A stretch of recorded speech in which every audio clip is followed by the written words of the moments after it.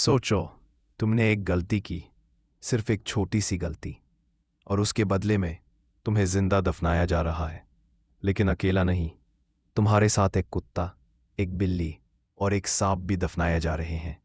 ये कोई horror movie का सीन नहीं है। ये था एंशिएंट रोम का एक असली पनिशमेंट, जिसे कहते थे पोएना कुल्ले, the punishment of the sac.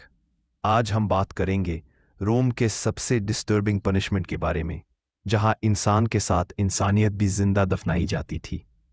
Ancient रोम, एक सिविलाइजेशन जो अपनी पावर, आर्मी और लॉज के लिए फेमस थी।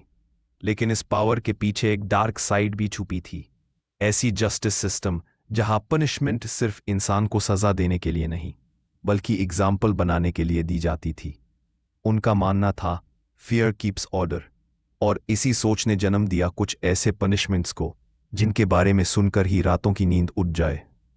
सबसे पहले समझते हैं क्या था पोएना कुले। ये पनिशमेंट उन लोगों के लिए था जिन्होंने अपने खुद के माँ बाप का मर्डर किया हो।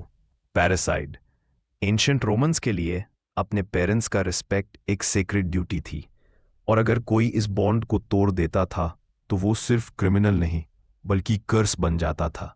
इसीलिए उन्हें सिंपल डेथ नहीं मिलती थी सिंबॉलिक डेथ जो उनकी ह्यूमैनिटी को भी मिटा देती थी।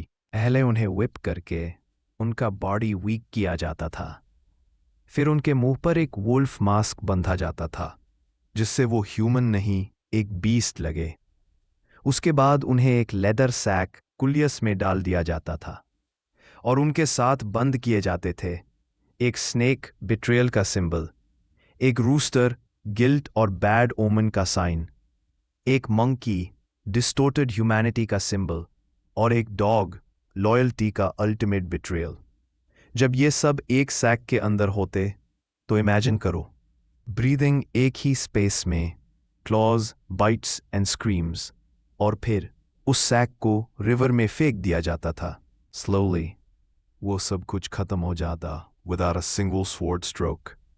ये पनिशमेंट एक मैसेज था, जो अपने खुद के पेरेंट्स का खून करेगा उससे दुनिया भी रिजेक्ट करेगी और नेचर भी। रोमन्स बिलीव करते थे कि ऐसे लोगों को ज़मीन पर दफनाना भी पाप है, इसीलिए उन्हें वाटर ग्रेव दिया जाता था ताकि उनका सोल कभी पीस न पाए। यह सिर्फ पनिशमेंट नहीं था, एक रिचुअल था। हर एक एनिमल का सिंबॉलिक मीनिंग था और हर एक स्क्रीम एक वार्निंग थी सोसाइटी के लिए।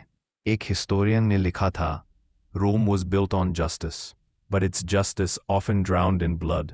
आज के ज़माने में हम जस्टिस सिस्टम को मॉडर्न समझते हैं, लेकिन जब हम रोम जैसे सिविलाइजेशंस की तरफ देखते हैं तो समझ आता है इंसान तब भी इंसान को कंट्रोल करने के लिए फियर का यूज़ करता था और आज भी करता है। टाइम बदल गया है लेकिन डार्कनेस अब भी कहीं ना कहीं जिंदा है।